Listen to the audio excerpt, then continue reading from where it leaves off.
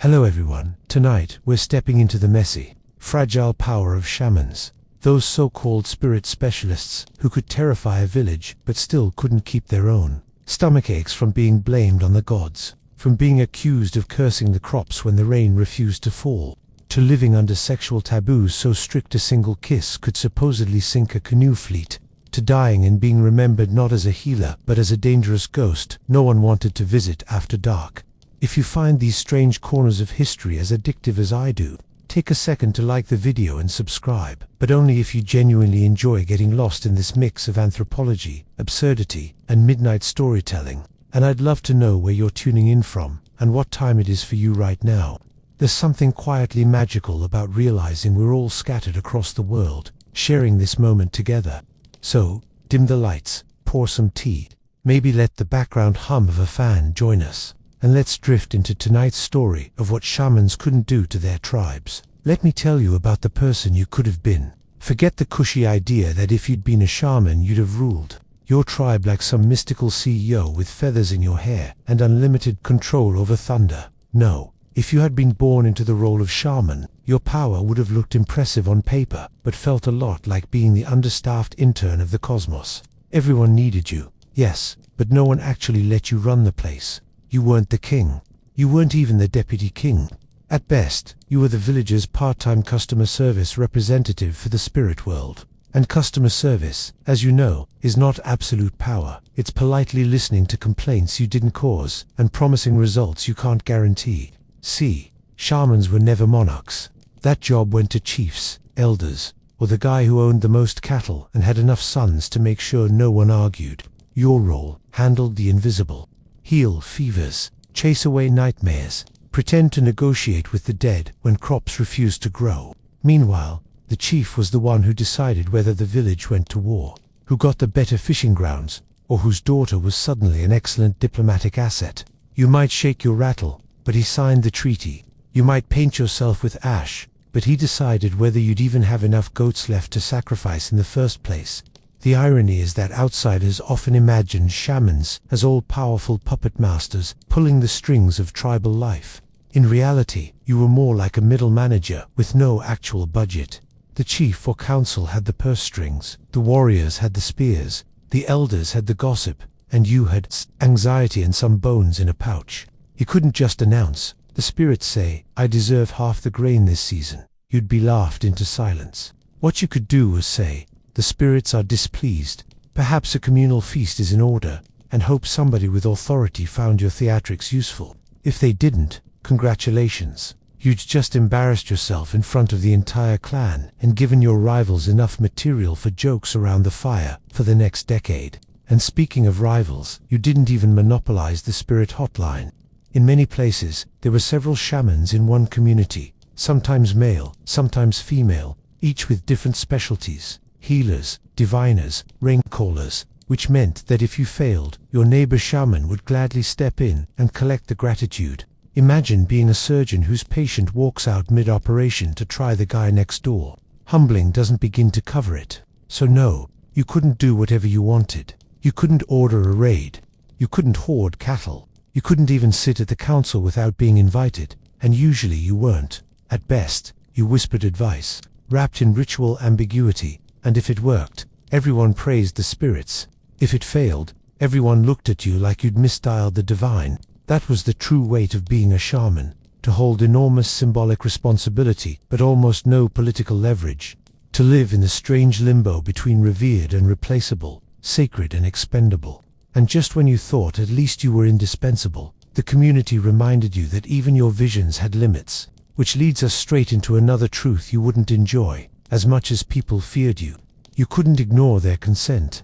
Let me tell you something uncomfortable. If you had been a shaman, your supposed mystical hotline didn't mean squat without the rest of the tribe nodding along. You could rattle bones, chant until your throat went raw, smear yourself in ash and bird blood, but if the people didn't believe in it, or worse, didn't like it, you were just a sweaty adult playing dress-up. Power, in your case, wasn't absolute. It was borrowed, conditional, and revocable the moment your audience stopped clapping. Think less divine authority, more seasonal subscription service. Communal consent was the air you breathed. No tribe functioned because a single figure shouted, "Spirits said so." Everything worked on a fragile balance of agreement, ritual, and shared imagination. The moment you broke that contract, you weren't a holy intermediary. You were a liability. People might tolerate a chief they hated because he had spears and brothers. They didn't tolerate a shaman who wasted their time with rituals that didn't land. One failed healing, one bad harvest after your ecstatic dance, and suddenly the village council was murmuring about finding someone else with a more reliable dream life. Anthropologists noticed this pattern everywhere. Among the Inuit, an Angkor shaman had to demonstrate their gift repeatedly. Spirit journeys, accurate predictions, healing hunts gone wrong. If they faltered, no one pretended. They were mocked, distrusted, even abandoned. In Amazonian groups, shamans could be accused of using sorcery for harm rather than healing, a slippery accusation that often ended in exile or a spear in the back. Power rested in belief, but belief rested on results. And results, unfortunately, weren't guaranteed by the spirits, who had a notorious habit of ignoring appointments. So imagine it. You stand before the fire, chanting in rhythm, calling the rain. Hours pass, smoke curls, the community watches, but the clouds don't come. People shuffle, frown, look at one another. A child whispers, "Maybe the other shaman could try." Your stomach sinks because you know what's next. If the ritual succeeds, the credit goes to the spirits. If it fails, the blame sticks to you. You were never more than a mediator, and like all middlemen, you were disposable. Even your ecstatic trances weren't private property. The audience had to approve. If you collapsed too soon, they said the spirits weren't finished with you. If you staggered around too long, they said you'd lost control. The tribe calibrated your every move, silently judging whether this performance deserved trust or suspicion. In short, you couldn't ignore them. They were the jury, the critics, the Yelp reviewers of your cosmic business. And when belief cracked, fear turned. The same people who once brought you offerings could accuse you of hoarding power, of sending sickness instead of curing it, of whispering curses instead of prayers. That thin line between healer and sorcerer was always trembling. Cross it, and you weren't celebrated. You were hunted. So no, you couldn't just dictate reality with a rattle. You needed buy-in. Every ritual was a negotiation, every trance a contract, every healing a public referendum. And when the crowd stopped clapping, well, you were out of business, or out of the village entirely.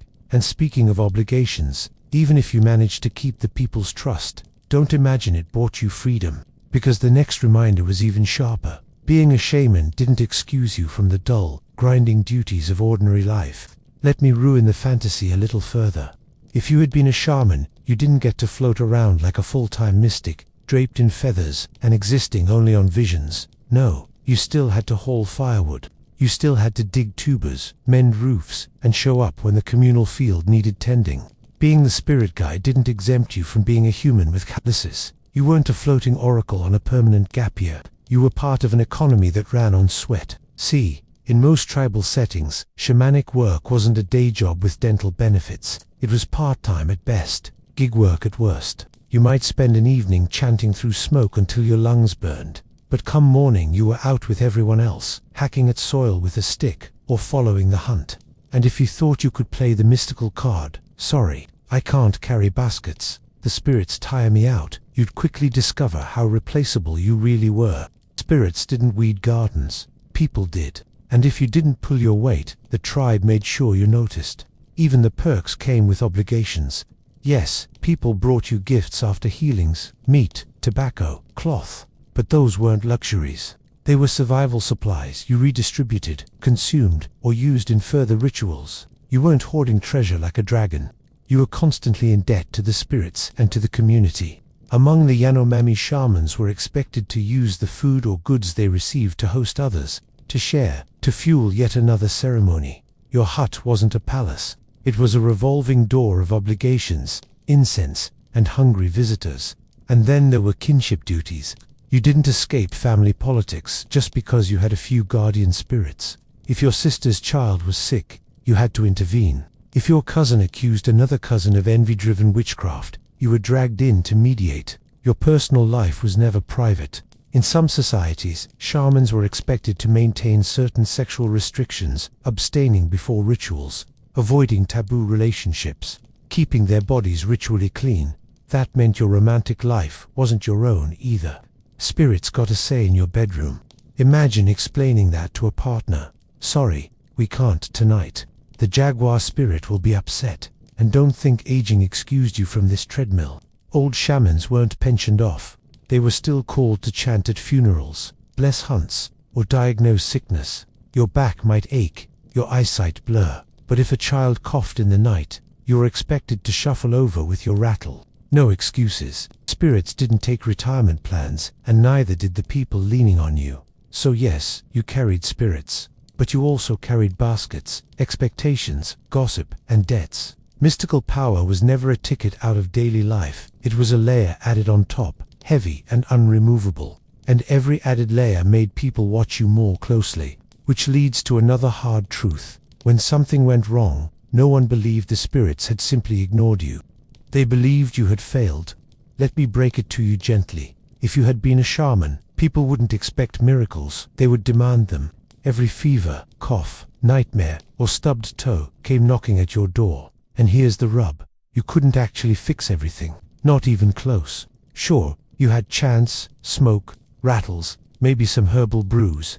But when someone had pneumonia in a mud hut in the rainy season, your best cure was let's hope the ancestors are in a generous mood tonight. Spoiler, sometimes they weren't, and nothing humbles faster than failure in front of a desperate crowd. Imagine it, a child burning with fever, parents begging, you shaking your rattle and chanting until your arms give out. The family waits, the village waits, the fever doesn't break. Hours pass, the child dies. What happens next? Not sympathy, suspicion. You didn't just fail, you let the spirit of sickness win. Or worse, you didn't want to win. And now whispers bloom. Maybe you're not a healer at all. Maybe you're the sorcerer who planted the illness. One bad outcome, and suddenly you're the villain of your own story. Anthropology is full of these awkward moments. Among the Azande in Central Africa, when divination failed, people assumed a practitioner had been bribed, corrupted, or lazy. Among the Yanomami, accusations of sorcery were so common that shamans could be executed by their own people if illness spread unchecked. You didn't get the luxury of saying, sorry, medicine has limits. The expectation was absolute. Heal or be blamed. Of course, some things you could handle. Parasites, infections, even psychological terrors sometimes bowed to your rituals, herbs, or the sheer placebo power of belief. A well-timed chant might calm someone's panic. A bitter plant might genuinely lower a fever. But small victories only fed greater expectations. People forgot your successes fast. They remembered the failures forever.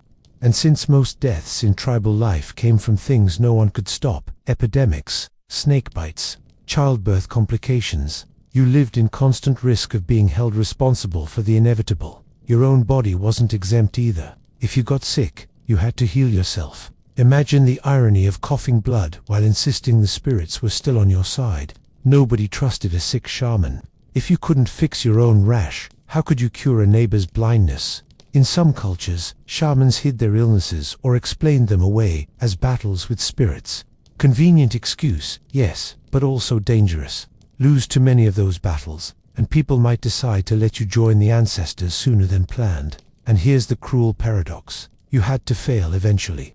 No one in human history cured every illness or averted every disaster. But for you, failure wasn't just disappointment. It was a crack in the entire community's trust. Each failed healing chipped at your authority, and enough cracks meant collapse. So you carried the impossible expectation of perfection, knowing you couldn't deliver it. And when the inevitable happened, you had to watch as admiration turned into suspicion.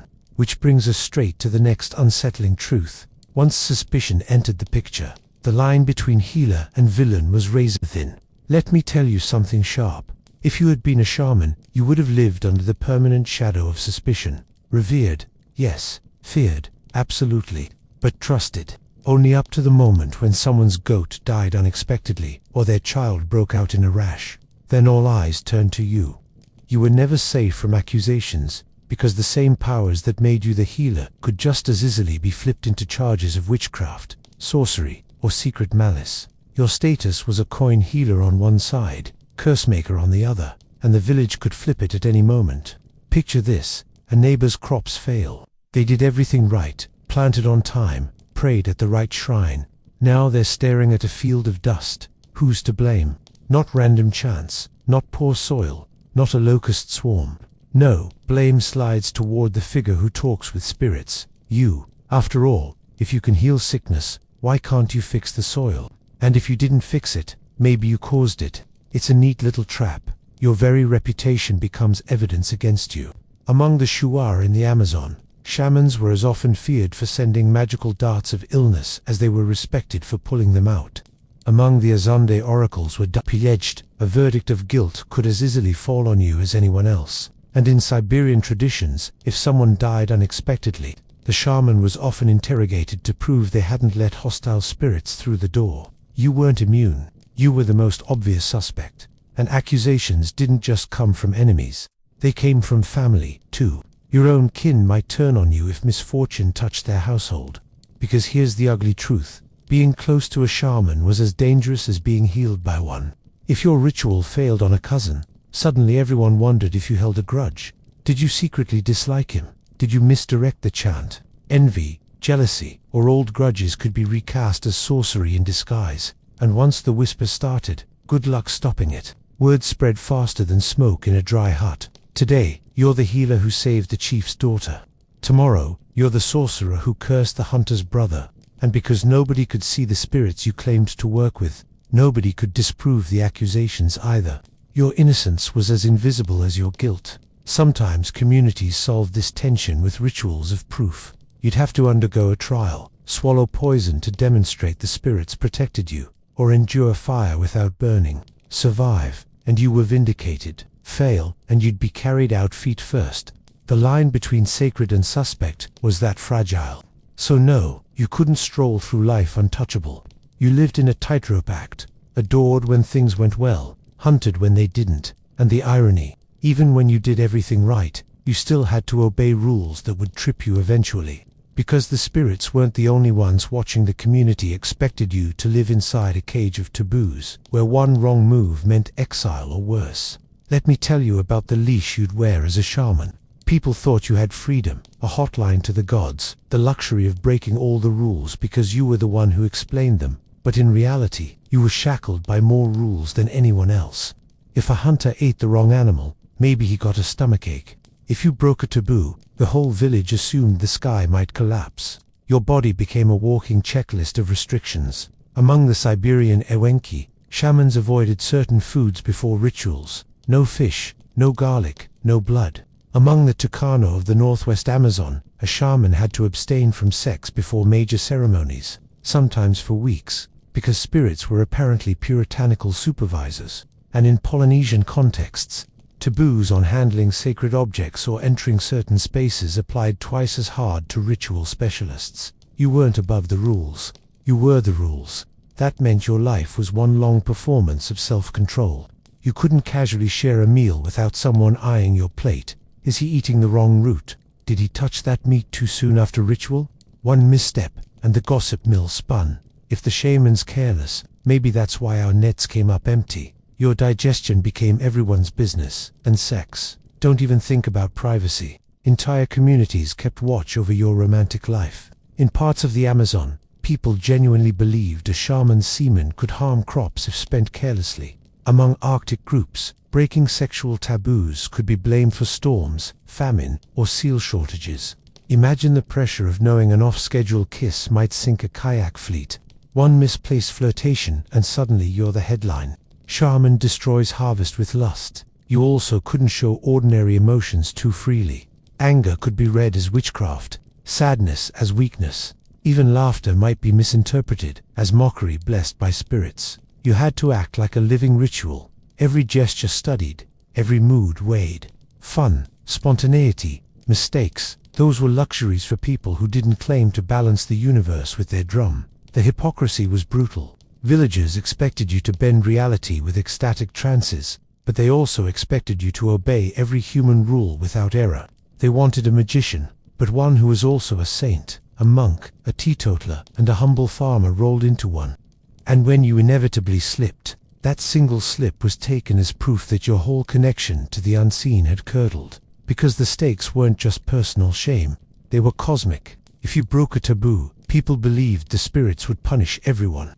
Storms, sickness, barren hunts, all traced back to the shaman who couldn't keep it together, which meant your neighbors weren't just disappointed, they were furious. You'd endangered them, their children, their food supply, and furious communities don't shrug. They exile, they accuse, sometimes they kill. So yes, you looked powerful, but in truth, you lived like a prisoner of sacred etiquette, terrified of every small misstep. And even when you obeyed, another limit pressed against you. No matter how revered you were, you couldn't outmuscle the economy. Spirits didn't fill your stomach, the tribe did. And that dependence was its own leash. Let me pull away the last illusion of comfort. If you had been a shaman, you wouldn't have lived off some endless divine paycheck. Spirits didn't hand out food rations, they didn't spin cloth or carve canoes. Every mouthful you ate came from the same overworked gardens and hunts as everyone else's. You were dependent on the very people who depended on you, a circular economy of expectation. Yes, you received gifts for your services, meat after a healing, tobacco after a divination, maybe a strip of cloth if someone felt especially generous. But those weren't luxuries, they were fuel, and if you dared to hoard them, congratulations, you'd just turned the whole village against you, because gifts weren't yours alone, they were social glue. You were expected to share, to redistribute, to use them for rituals that served the group. If you kept the biggest cut of meat for yourself, everyone noticed. Suddenly the healer was a glutton, the mediator became a parasite, and once that rumor started, your power withered fast. Among the Yanomami shamans were showered with tobacco, the very plant that fueled their hallucinatory journeys. But that was less a luxury than a dependency. They needed it for rituals, and those rituals drained their bodies. In Siberia, shamans were often rewarded with food or livestock after ceremonies, but those animals went straight back into community cycles of feasts and obligations. You were never free to build wealth. If you tried, the community reminded you that you served them, not the other way around. And here's the irony. The chief could stockpile cattle, the elder could hoard prestige, but you, the moment you looked too comfortable, people whispered about corruption. Because if the spirits truly spoke through you, why did you need a new hut, or a bigger garden, or more wives? Clearly, you'd stopped listening to the spirits and started listening to your stomach. It's not that you were poor, it's that your wealth was always conditional. The same people who carried gifts to your door could also stop them instantly. One accusation of failed healing, one suspicious death, and your tobacco dried up, your meat offerings vanished, your hut emptied. You were, quite literally, fed by faith. Without it, you starved. Even your rituals weren't free. To heal someone, you needed herbs, feathers, charms, all sourced from hunters, gatherers, and traders. Spirits didn't materialize them out of thin air, which meant you were always negotiating, always indebted. Imagine being seen as a cosmic authority while constantly begging neighbors for extra roots, bones, or resins to do your job. Not exactly godlike. And because you were economically dependent, you couldn't afford to alienate people. You had to be generous even when exhausted, polite even when suspicious, helpful even when you'd rather vanish into the forest for a month. Spirits didn't cover your rent, people did. So no, you weren't beyond hunger. You weren't beyond need. You were tethered to the community's goodwill as tightly as any farmer or hunter, maybe tighter. And when the granaries emptied or the rains failed, people didn't blame spirits alone. They blamed you for not negotiating harder with them. Which brings us to the next, even harsher truth. Even if the community kept you fed, there were forces you couldn't bend at all. Spirits weren't pets, they were your bosses. And they rarely did what you wanted. Let me dismantle the fantasy a bit more. If you had been a shaman, you wouldn't have marched through life snapping your fingers at obedient spirits like some cosmic landlord. Spirits were not your pets. They were more like unpredictable business partners with terrible communication skills and a habit of showing up drunk to meetings. You might beg, sing, bleed, smoke yourself half senseless, and still, the answer might be silence. In Siberia, shamans entered trance to negotiate with animal spirits, ancestral souls, or celestial beings. But negotiate is the key word. They couldn't command, they could plead. They could bribe with offerings, tobacco, or song. Sometimes the spirits agreed, sometimes they laughed. Among Amazonian groups, shamans swallowed yekoana, or ayahuasca, to travel into invisible realms, and even there, the spirits argued, bargained, or hid. You weren't the general of an army. You were a bureaucrat in an eternal office, shuffling requests across a desk where the higher powers never signed on time. And yet, to your community, you sold the performance of control. The chants, the sweat, the rattle in your hand, all designed to show confidence. But inside, you knew there was no guarantee. Maybe the child's fever would break. Maybe it wouldn't. Maybe the jaguar spirit would agree to release the hunter's soul. Maybe it would demand 3 more chickens. You staged authority while living in doubt. And that doubt ate at you, because each failure wasn't just your failure. It was a public scandal. Even when rituals succeeded, you knew it wasn't all you. Herbs worked. Time healed. Placebo belief soothed. Spirits might have chipped in, or maybe not. But the crowd thought it was you who pulled the strings. And if next time you failed, they didn't say, "Spirits can be stubborn." They said, "Our shaman lost his power." Or worse, "Our shaman betrayed us." The truth is, you were constantly in danger of being exposed as human. Everyone wanted certainty. You could only deliver probability. It was like being asked to control the weather when you only had an umbrella. And when disasters struck, a drought, an epidemic, a hunting collapse, you carried the blame for not keeping spirits in line. You weren't the boss. You were the scapegoat for their unpredictability. And here's the cruel irony. The harder you tried to show mastery, the more fragile it became. Go too deep into trance, and people muttered you'd lost control. Stay too calm, and they thought the spirits weren't really with you. Every ritual was a tightrope. Not too much, not too little, never quite enough. So no, you couldn't always control the spirits. Sometimes you pleaded for rain and got lightning. Sometimes you begged for healing and got silence. Sometimes the spirits whispered truths you didn't want to hear, about enemies, about deaths, about your own fate. And you had to carry it all, while pretending it was exactly what you'd asked for. And if you thought at least your human rivals would cut you slack when the spirits ghosted you, not a chance. Because every community had other shamans, waiting for you to stumble, eager to prove their spirits were better listeners than yours. Let me tell you about another little thorn in your cosmic crown. You were never the only shaman in town. Forget the movie image of a lone figure painted in ash, standing above a trembling crowd like Moses. With better accessories, reality was busier. Many communities had more than one ritual specialist, sometimes half a dozen. Each claimed their own spirits, their own songs, their own special medicine bundles, which meant your every move was being compared to the guy or woman down the path. And rivalry wasn't polite. If you healed a child's cough, another shaman might claim it was their hidden blessing that did the real work. If your ritual failed, they whispered that your spirits had abandoned you, probably because of that suspicious romance, or your greedy appetite for tobacco. Among the Yanomami shamans were locked in constant competition, accusing one another of sending magical darts into victims, then bragging about extracting them. Among the Siberian Chukchi rival shamans performed dueling trances, each trying to prove their spirits were stronger.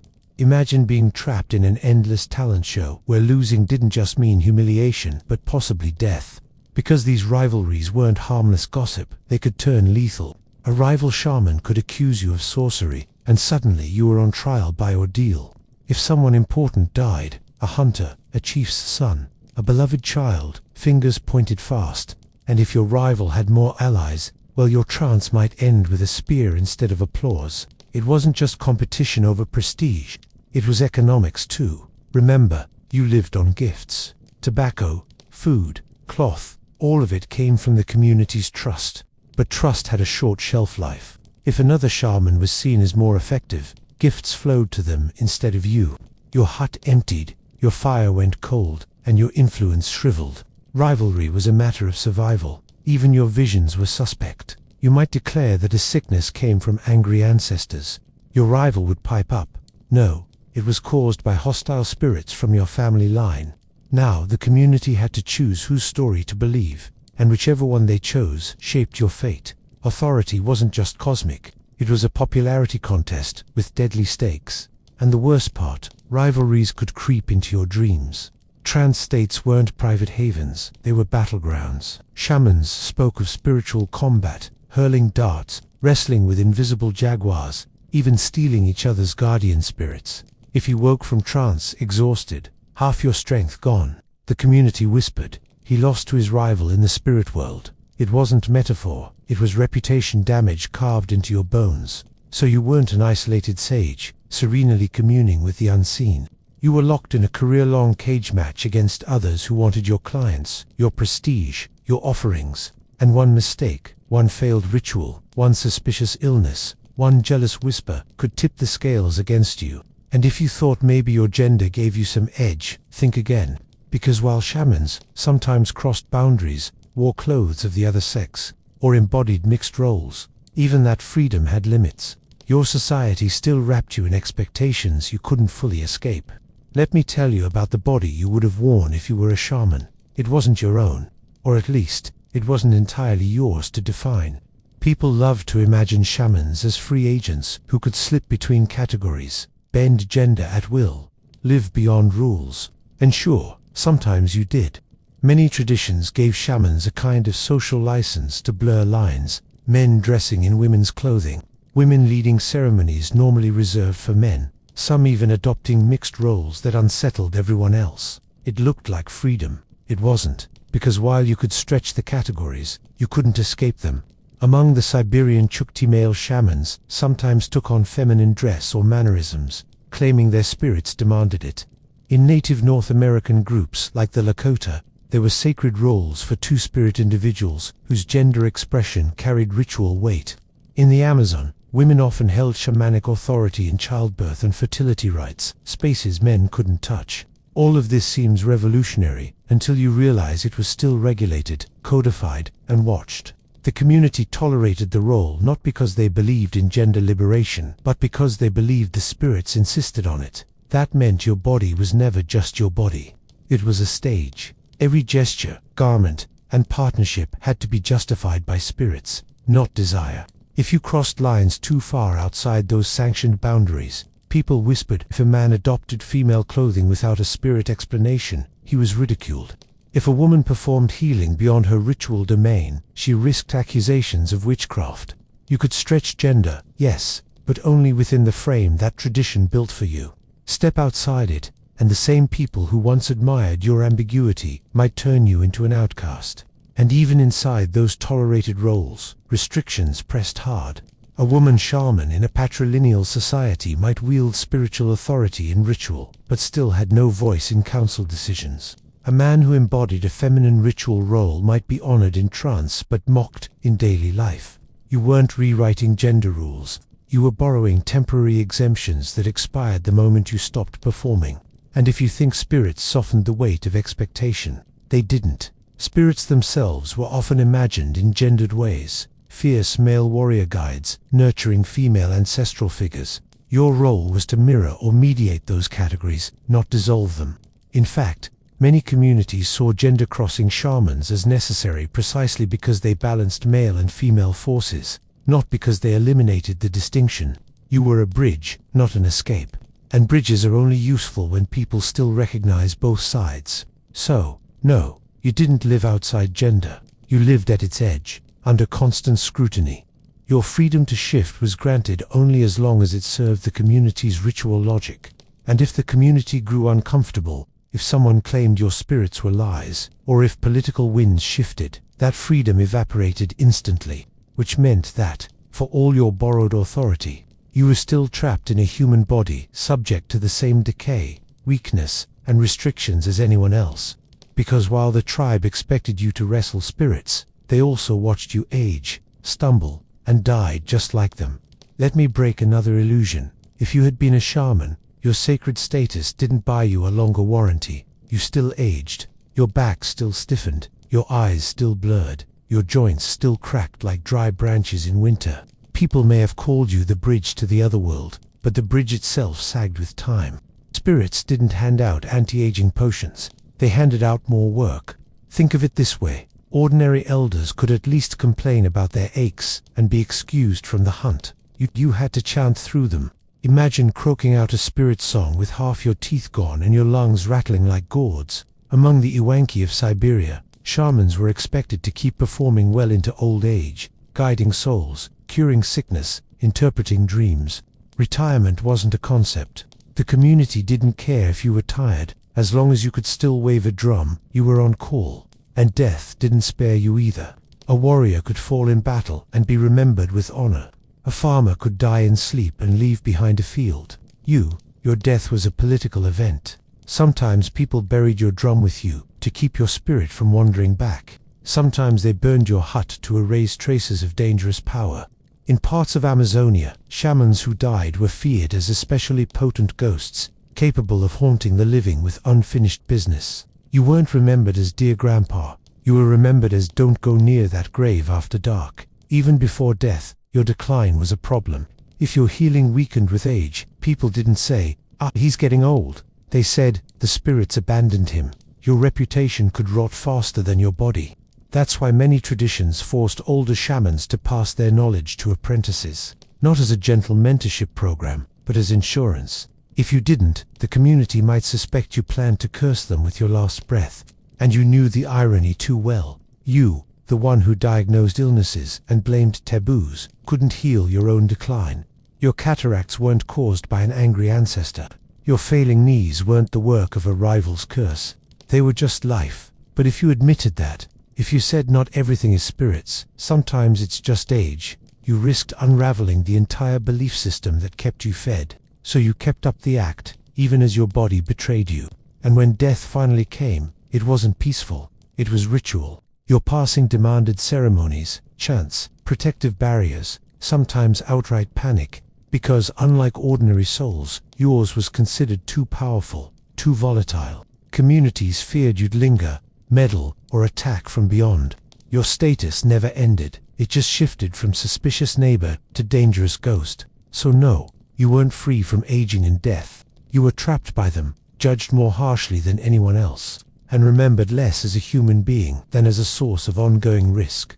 And that risk bled into everything, because even while you breathed, there was one stubborn truth nobody let you forget. No matter how many spirits you claimed to command, you could never overrule nature itself. Let me tell you about the most humiliating truth of all. If you had been a shaman, you couldn't bend nature. You could chant until your voice cracked, bleed into the earth, drum until your hands blistered, but the rain came when it wanted, and the drought lingered when it pleased. Spirits might negotiate, but rivers didn't, winds didn't, locusts didn't. You were the face of control in a world that refused to be controlled. Imagine the pressure. Villagers staring at you during a dry season, waiting for you to summon clouds. You chew tobacco, chant for hours, collapse in sweat.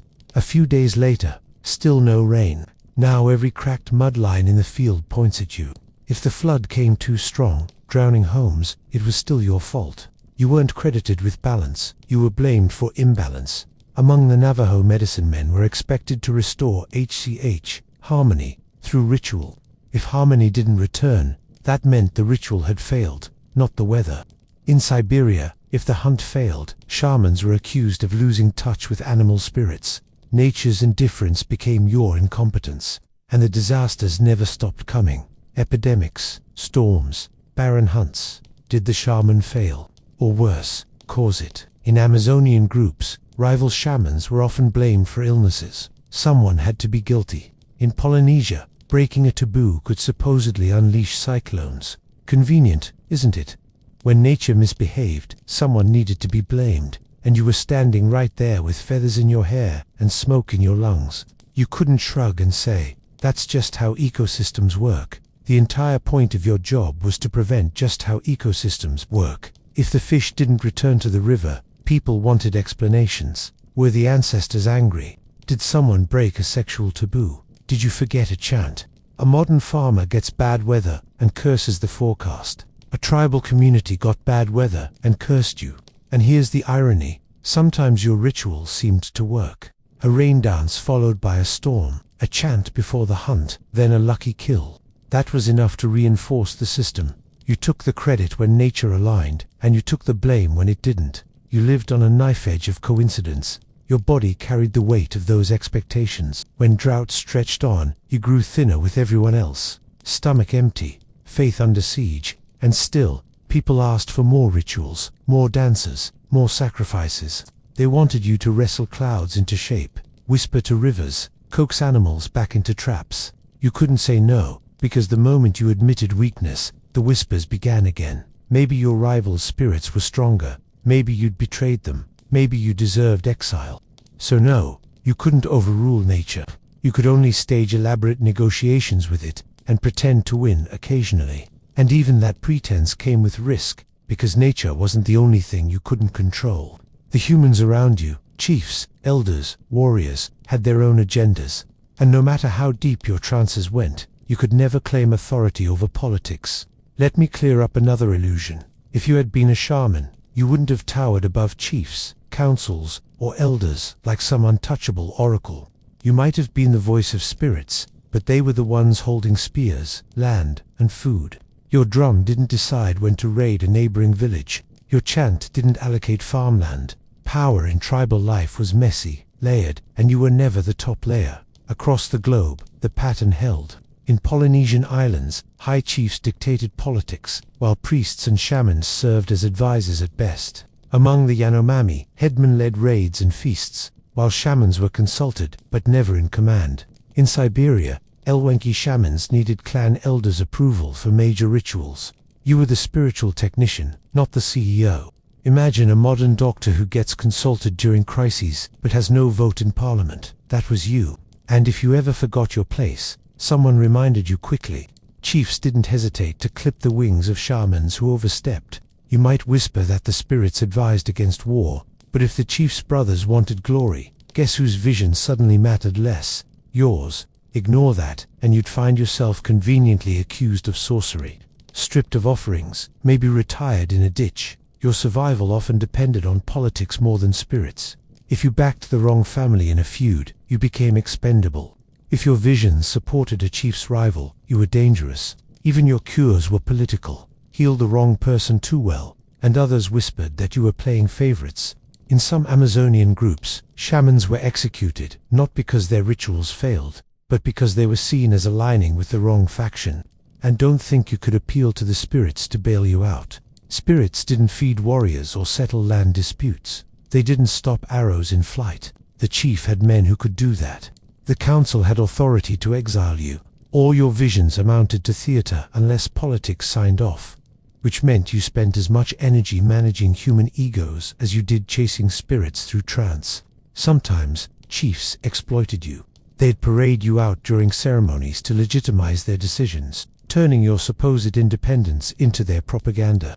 You became a mascot in feathers, lending cosmic approval to whatever power grab was underway. The irony, you couldn't resist. Refused to bless the chief's feast, and suddenly everyone wondered if he had cursed it instead. Agree, and you looked complicit. Either way, you weren't in control. So no, you weren't immune to political authority. You bent under it, negotiated with it, and prayed not to be crushed by it. And the weight was constant, because political scrutiny didn't end when ceremonies ended. It followed you into every word, every gesture, every ritual. Which is why the next truth cut even deeper. You were accountable for everything you did, and everything you failed to do, with no margin for error. Let me tell you, the worst part of being a shaman, you could never shrug and say, well, I tried. Ordinary hunters could miss a shot and blame bad luck. Farmers could lose crops and blame poor soil. Every outcome was tied to your competence, your morality, your supposed cosmic balance. You were accountable for everything, successes, failures, and the grey mess in between. If you performed a ritual and the patient recovered, people clapped and thanked the spirits. You got credit only indirectly, like the waiter who delivered the meal. But if the patient died, that was on you. Did you say the chant wrong? Did you forget an offering? Did you secretly want the child gone? Failure was never neutral. It was evidence. Among the Azande diviners who gave wrong verdicts were accused of corruption or laziness. In Siberia, a shaman who missed-sang a chant could be blamed for hunting disasters. In Amazonian groups, if an illness lingered after treatment, people whispered that the healer had switched sides, sending sorcery instead of cures. One mistake, one hesitation, one missed syllable. It all became ammunition. And rituals were long, complex, exhausting. Imagine chanting for hours, hands trembling, mind swimming in trance, only to stumble on a single phrase. Everyone noticed. Everyone remembered. You couldn't say, sorry, slipped up, because a slip wasn't just human error. It was cosmic negligence. You'd failed the spirits, failed the tribe, endangered everyone.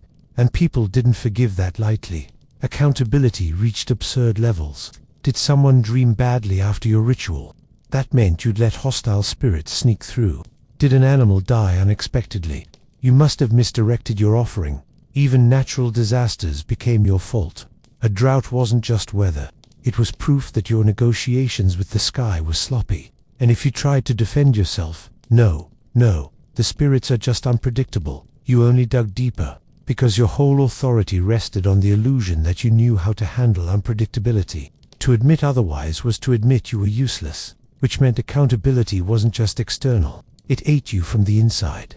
Every ritual, every healing, every omen carried the possibility of turning into a trial. And trials weren't metaphorical. In some cultures, you might be forced to prove your innocence through ordeals, swallowing poison, holding fire, standing under judgment of rival shamans, survive, and maybe people trusted you again. Fail, and your career ended 6 feet under. Accountability was a full-body risk, so you lived like a performer on a stage where the crowd never stopped watching, never stopped judging. Each breath was evidence, each chant a potential crime. There was no room for good enough. You either succeeded spectacularly, or you failed catastrophically. And even when you survived the trials of accountability, your story didn't end there. Because once you were judged, praised, or condemned, something else always waited at the edge. The question of memory. Would your legacy last? Or would it dissolve the moment you were gone, rewritten by those who came after? That was the cruelest truth of all. Let me end this path where all shamans eventually arrived, the silence after death. If you had been one, you might imagine your name would echo through generations, your chants remembered, your spirits still invoked by apprentices. But the truth, most shamans disappeared from memory faster than the smoke of their own fires. You weren't guaranteed a legacy. Oral traditions kept some stories alive: a healer who saved the village during an epidemic, a visionary who foresaw a great war. But more often, your name faded once your body was gone. Without writing, without monuments, you lived only in memory, and memory was fragile. A few generations of famine or migration and you were gone, your once feared spirits reassigned to someone else's drum. Sometimes your own successors erased you. Apprentices retold your rituals in their own voice, claiming fresh visions, distancing themselves from your mistakes. Rival shamans hinted you'd been corrupt, or worse, a secret sorcerer. Slowly, your authority rotted in gossip. By the time your bones were dust, people remembered, not you, but a story. There was once a shaman here. He was strong, or maybe weak. Spirits took him, or maybe they killed him. Even archaeology betrays the truth. Graves of shamans, drums, rattles, antlers, feathers, appear in digs from Siberia to the Amazon. But their names are gone. 1,000 years later, all anyone can say is, this person must have had some ritual role. You went from feared mediator of the cosmos to an anonymous skeleton with unusual accessories in a museum display. And when communities collapsed or converted to new religions, shamans were often rewritten as villains. Christian missionaries in the Amazon described them as devil worshippers. Colonial officials in Siberia called them frauds. What once was sacred power became evidence of barbarism. Your legacy didn't just vanish, it was twisted against you. Even curses weren't safe. Some shamans were feared after death, thought to linger as ghosts or malevolent forces. But even then, no one remembered your chants, your struggles, your humanity. You became a shadow story, a warning, stripped of detail. It was memory, yes, but not honor. That was the final irony. You spent your life terrified of suspicion, performing rituals to prove your worth, bargaining with spirits who barely listened, and when you finally crossed into the other world, the community closed the book. Sometimes literally. Your drum buried, your hut burned, your name whispered less and less until it was gone.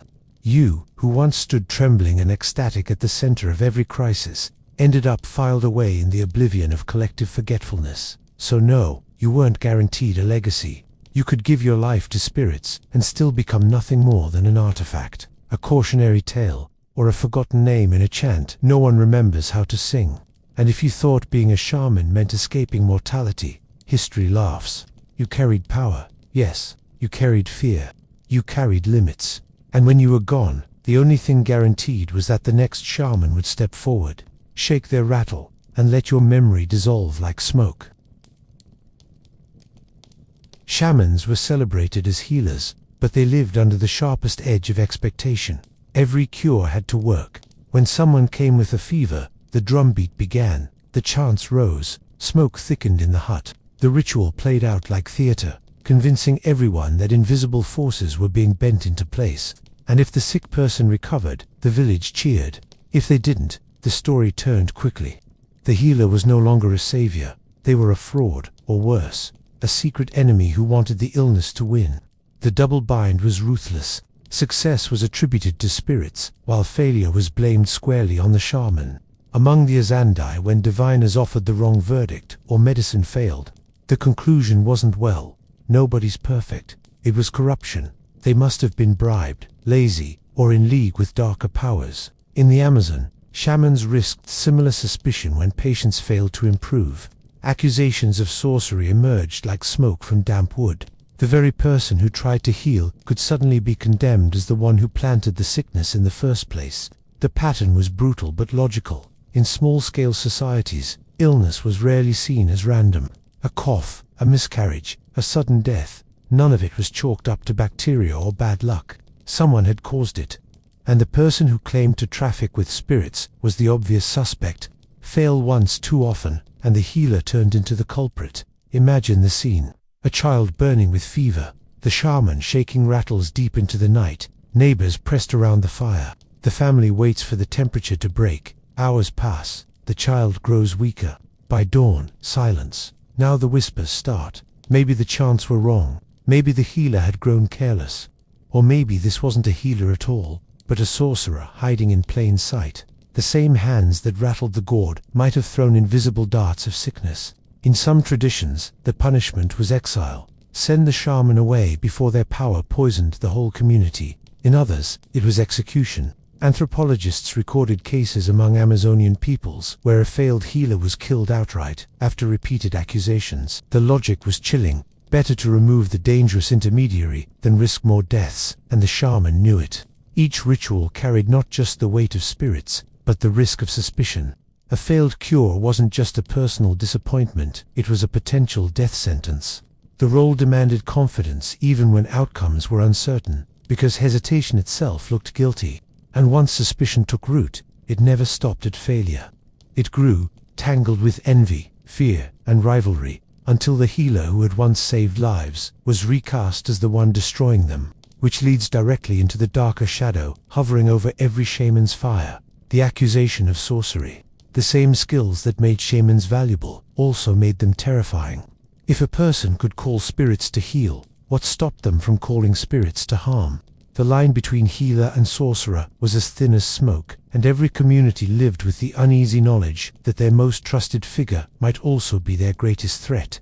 In Amazonian forests, shamans were often accused of sending invisible darts of illness. One shaman would boast of pulling a black, writhing object out of a patient's body. Proof, they said, of a rival's attack. Healing and harming were mirror images, both performed with chants and breath, both cloaked in trance. The only difference was intent, and intent was impossible to prove. Every sickness could be reinterpreted as sorcery. Every rival had the chance to claim, it was not chance, it was him. The Azande of Central Africa made this dynamic plain. Witchcraft wasn't an abstract category. It was a working explanation for misfortune. If a granary collapsed, killing those beneath it, termites might be blamed for weakening the wood. But why did it collapse at that exact moment, on those exact people? Witchcraft. Someone willed it, and suspicion often drifted toward the ritual specialists, the ones who had the knowledge, the access, the hidden means. Shamans lived at the center of that vortex, too powerful to ignore, too suspicious to ever fully trust. The accusation didn't need evidence. A sudden death, a bad harvest, a string of accidents, all could be traced to a shaman's supposed jealousy or anger. And once the charge was spoken, it stuck like tar. The very fact that shamans claimed invisible allies made them impossible to defend. After all, if they really had secret power, who could prove they weren't using it at night, in hidden places, with whispered chants no one else could hear? Communities had their ways of dealing with such fear. Some demanded proof through ordeal, forcing the accused to drink poison, hold fire, or withstand dangerous trials. Survive, and perhaps the spirits had protected them. Fail. and the accusation was confirmed. Others didn't bother with proof. Exile or killing was the safer option. Better to silence the threat than risk letting it grow. And accusations were rarely isolated. Rival shamans wielded them like weapons, each claiming the other was corrupt, each trying to sway the village's trust. Every trance was a battleground, every ceremony an opportunity to point the finger. The healer who lost that contest of suspicion often didn't live long afterward. That's the cruel paradox. The more skilled a shaman appeared, the more dangerous they seemed. A brilliant healer inspired awe, but awe always carried fear. People respected the one who could cure a fever, but also feared what else that power might be used for. And once fear outweighed respect, the healer's fate was sealed. But rivalry was never just about fear of sorcery. It was also about survival, politics, and competition. Because where there were many shamans, there were many ambitions, and the most dangerous enemy wasn't always the spirits, it was the rival across the fire. Communities rarely had just one shaman. More often there were several, each claiming their own spirits, their own chants, their own authority. And in a world where healing, protection, and guidance were matters of life and death, rivalry was not a side note, it was the plot. Every shaman lived under the gaze of another, waiting for the slightest stumble, ready to pounce with accusations. Among the Yanomami, this rivalry took the form of dueling trances. Shamans inhaled Yekuana snuff, entered spirit realms, and sometimes described battling one another directly, sending invisible darts, stealing protective allies, testing whose songs carried more force. The village watched closely, weighing who seemed stronger, who brought better results. The loser didn't just lose prestige, they risked being branded dangerous, corrupt, or expendable. In Siberia, similar contests unfolded. Shamans would enter public trance and proclaim visions, while rivals countered them, claiming their own spirits contradicted the story. A hunt might fail, and each side scrambled to blame the other. Rivalry wasn't subtle, it was survival. Because offerings, tobacco, meat, cloth, flowed toward whichever shaman inspired more confidence. To fall behind meant hunger, suspicion, and eventually the possibility of being accused of sorcery, simply to clear the field. And political factions loved to exploit these rivalries. Chiefs or elders might support one shaman against another, turning spiritual competition into political theater. Heal the wrong ally too well, and suddenly your rival has ammunition. Look at him, using spirits for favoritism. Fail too publicly, and your enemies would whisper that your visions had gone dark, that your spirits had abandoned you. Either way, the rivalry tightened the noose. Even ceremonies became weapons. A rival could interpret your trance movements as signs of weakness, your chants as confused, your recovery as too slow.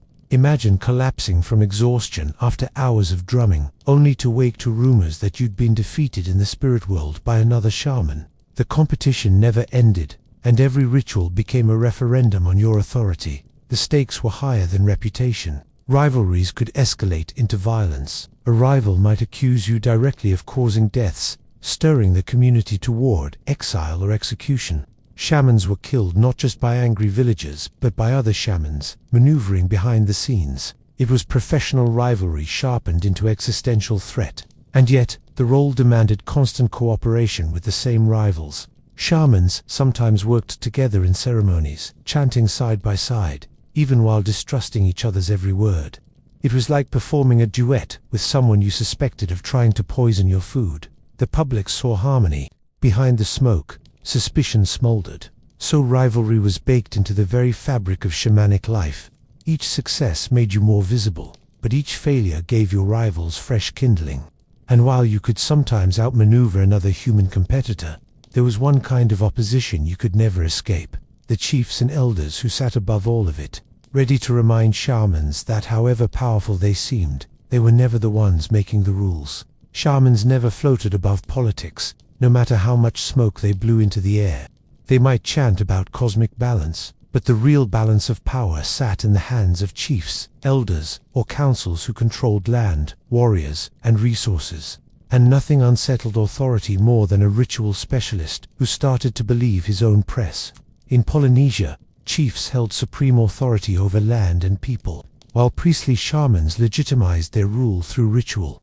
But when those rituals strayed too far, suggesting, for instance, that the gods wanted something other than what the chief decreed. The shaman's days were numbered. Cosmic visions were tolerated only when they aligned with politics. The moment they didn't, accusations of disloyalty, corruption, or witchcraft followed swiftly.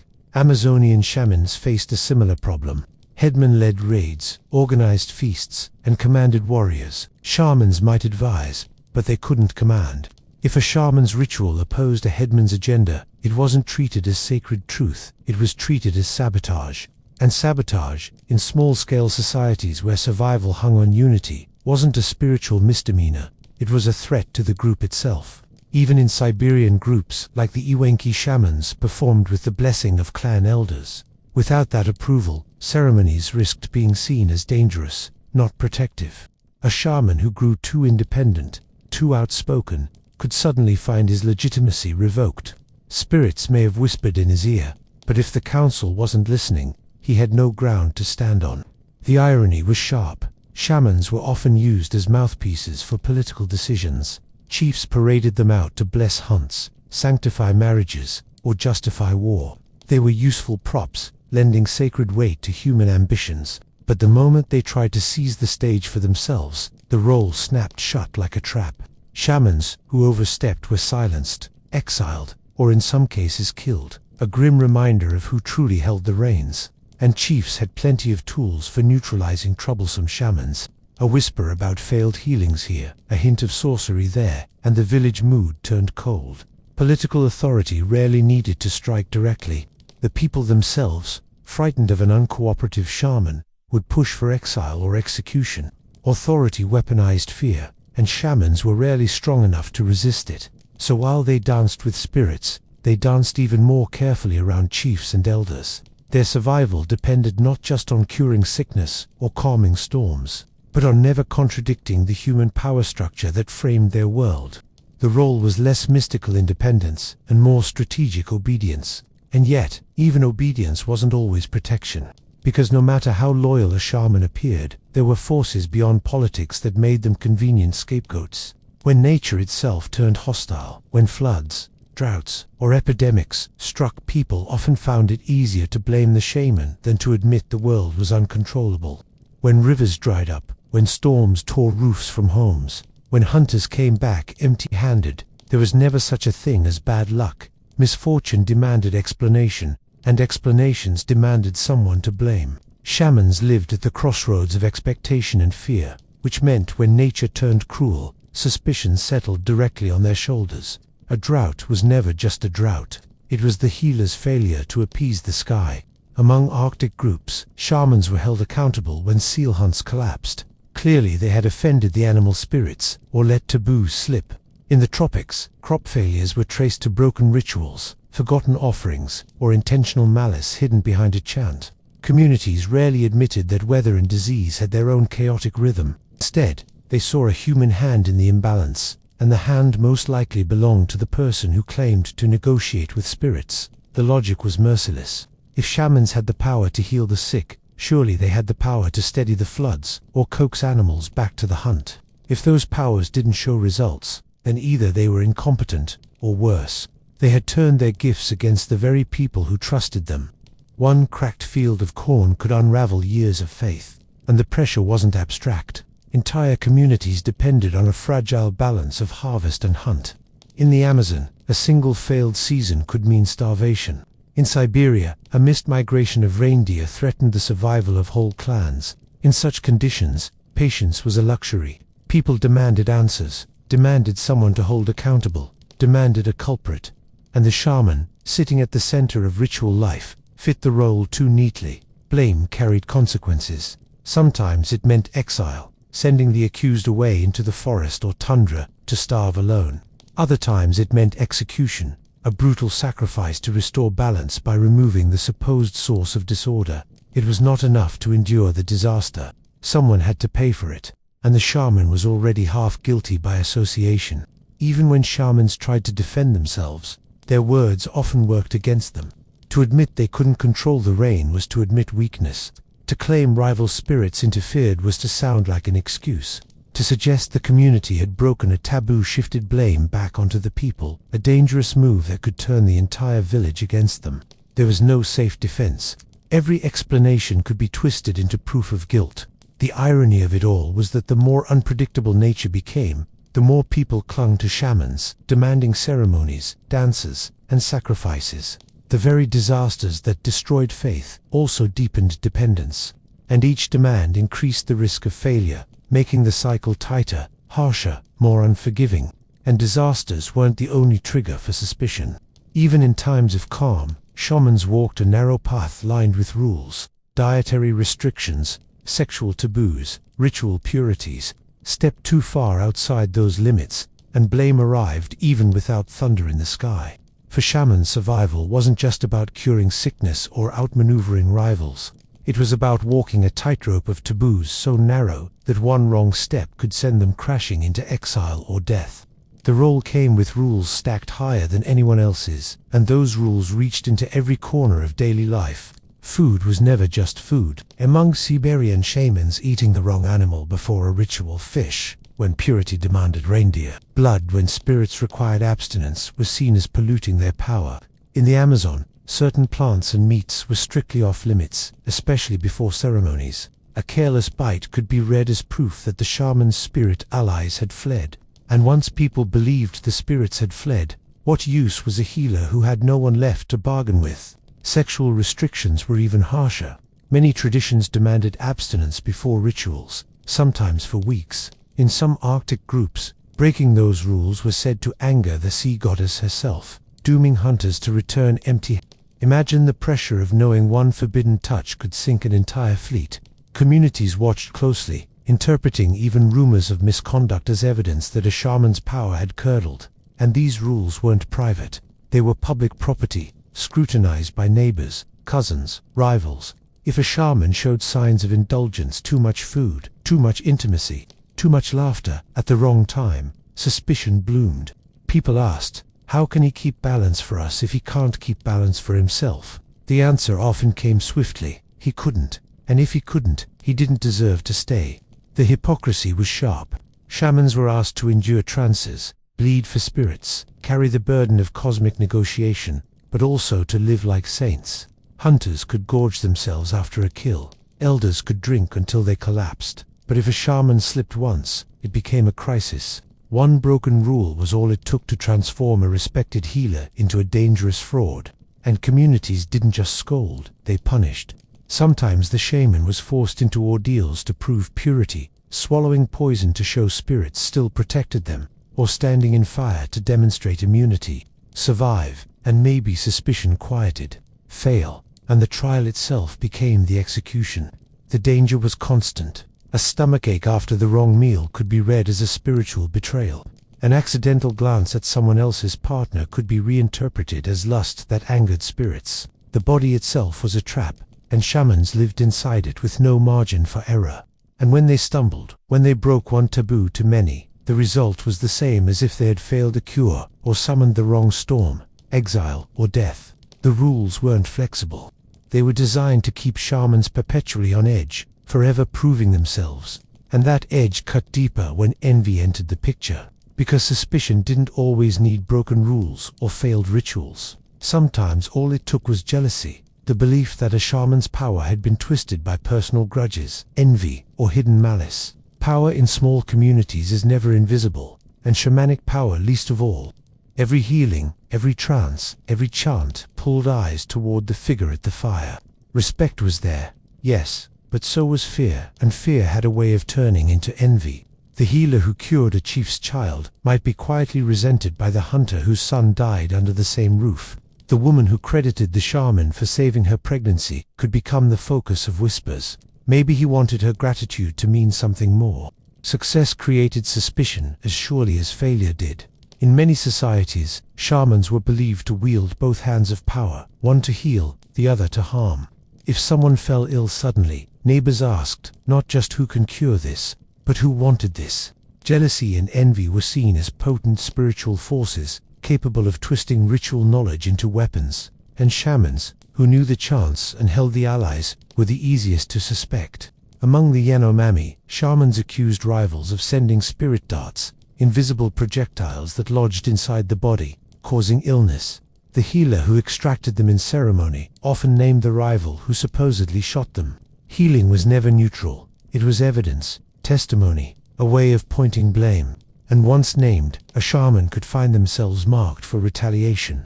A ceremony that saved one life could cost another. Suspicion didn't always need a death. Sometimes it came from subtler places. A cow that refused to calve, a hunter whose aim faltered, a patch of crops that wilted.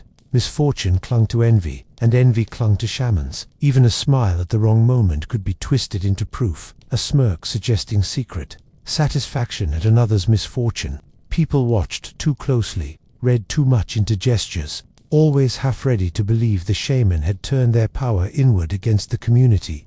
And suspicion spread like fire. One accusation invited another, until a figure once seen as essential was suddenly recast as dangerous. Exile often followed banishment into forest or tundra, away from the people who no longer trusted them. In harsher cases, exile wasn't enough. Communities killed the accused, not as punishment but as protection, eliminating what they believed was a source of hidden hostility. The tragedy is that shamans carried suspicion even in their most generous moments. To cure too often was to be accused of inventing illnesses just to fix them. To succeed too visibly was to look like someone hoarding secret power. There was no safe balance. Too little success, you were useless. Too much, you were terrifying. And suspicion didn't fade with age. It grew. Older shamans who faltered in strength or clarity risked becoming targets, accused of letting envy harden in their bones, of lashing out through weakened but still dangerous spirits. Respect for elders could curdle into fear of bitterness, which leads to the next limit, the one every shaman carried like a shadow, aging itself. Power was expected to last a lifetime, but bodies didn't.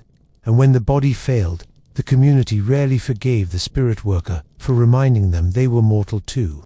A shaman's authority depended on performance, steady voice, strong body, hours of chanting, nights without sleep, journeys into trance that demanded stamina as much as faith. But the body never cooperated forever. Knees stiffened, voices cracked, eyes dulled, and once the body faltered, suspicion followed. A sick healer was a contradiction too glaring for most communities to ignore. Among the Awenki of Siberia, shamans were expected to continue rituals deep into old age. No retirement, no gentle handoff. If the drum could still be lifted, the chants still muttered. They were summoned, but when they failed, forgetting words, stumbling mid-trance, fainting from exhaustion, it wasn't seen as natural decline. It was read as abandonment. Spirits had left them, taking their strength with them. Old shamans lived under the heaviest eyes. If they grew ill, the whispers began. How can a man who can't heal his own cough be trusted to heal the tribe? If their visions grew confusing, people muttered that madness had crept in, twisting their power into danger. In some Amazonian groups, shamans who lost clarity were accused of turning vengeful, lashing out with hidden sorcery. A toothless elder who once carried respect could suddenly be feared as a malicious ghost in waiting. And apprenticeships weren't always rescue. Yes, many traditions required older shamans to pass knowledge down, training younger successors. But this didn't save them from suspicion. If the apprentice outshone the teacher, the old one looked obsolete. If the apprentice failed, the teacher was blamed for withholding secrets. Either way, the decline of power became a liability. Death itself brought little peace. A warrior's body might be celebrated, a farmer's grave tended, a shaman's corpse was treated with ritual dread, drums buried, huts destroyed, funerals laced with precautions against the spirit lingering too close. Old age didn't soften their memory. It sharpened fears that their fading power had turned poisonous. The irony is brutal. Shamans spent their lives serving their communities, but age transformed service into suspicion. Instead of being excused from duties, they were watched for signs of corruption. Their wrinkles were not evidence of wisdom but of dangerous decline, and communities, anxious for security, sometimes acted preemptively. Exile, silence, a swift end before the old shaman's fading voice could invite chaos. It was the final humiliation. The very role that promised connection to timeless spirits could not protect its human vessel from the ravages of time. And rather than forgiving the weakness of age, communities often punished it, as if mortality itself were a betrayal. Yet even in death, shamans weren't free. Their bodies may have decayed, but their influence lingered in fear. People imagined their spirits wandering, haunting, demanding, and sometimes communities decided it was safer to erase them before they grew too strong in memory, which leads directly into the next force that sealed so many shamans' fates. Religious change, the arrival of outsiders who saw them not as protectors but as threats to be eliminated. If suspicion from your own people wasn't enough, there came an even heavier blow: outsiders, shamans, already balancing on thin trust within their communities, found themselves rebranded as enemies when new religions or colonial powers arrived. What had once been sacred work, curing sickness, guiding souls, negotiating with spirits, was now labeled devilry, fraud, or rebellion. Missionaries wrote entire handbooks on the subject. In Amazonia, Catholic priests described shamans not as healers but as witches, servants of Satan. Their chants, once believed to call helpful spirits, were reinterpreted as demonic babble. Drums, rattles, tobacco smoke, all evidence of corruption. Where villagers once feared shamans for being too powerful, missionaries insisted they were powerless frauds, and yet, paradoxically, still dangerous enough to persecute. The Siberian tundra told a similar story. Russian Orthodox campaigns in the 17th and 18th centuries targeted shamans directly, banning rituals, burning drums, forcing baptisms. Shamans who resisted were beaten, imprisoned, or executed. Their public role, already precarious, became impossible under scrutiny from an empire that considered every feather and chant a threat to its authority. Colonial administrations saw shamans as obstacles to control. They were leaders of belief, guardians of independence, figures who could mobilize resistance with nothing more than a vision, which made them, in the eyes of officials, political opponents in disguise. The British in Africa, the French in Polynesia, the Spanish in the Andes, all cracked down on shamans, branding them as troublemakers to be silenced. And it worked with frightening efficiency.